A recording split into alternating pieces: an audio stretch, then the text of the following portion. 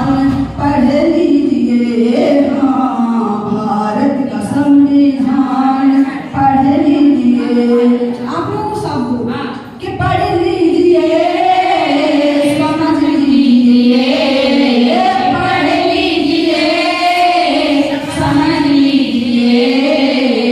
भारत का संविधान पढ़ लीजिए, हाँ भारत का संविधान पढ़ लीजिए।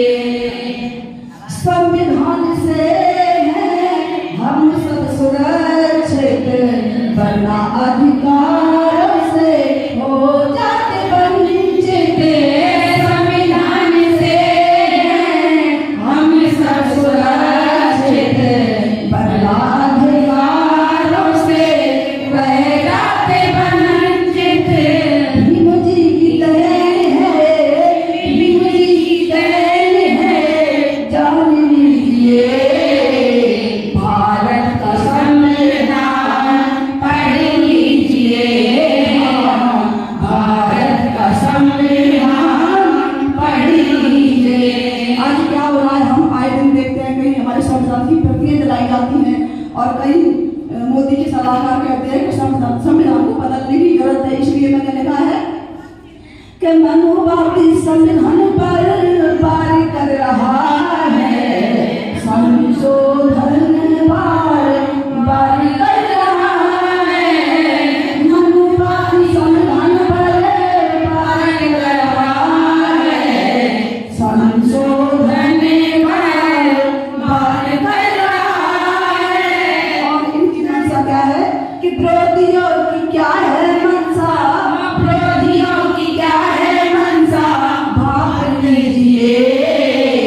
भारत का संविधान पढ़ लीजिए, हाँ भारत का संविधान पढ़ लीजिए। अगर ये लोग ऐसी हरकत करते तो हमें भी 2 अप्रैल को जो हमने किया था दोबारा फिर दोहराना पड़ेगा, मतलब हम लोग भी पीछे नहीं हटेंगे। अब मैं देखती हूँ कि संविधान से हक हमको मिले हैं, इसलिए आज सब चेहरे खिले हैं।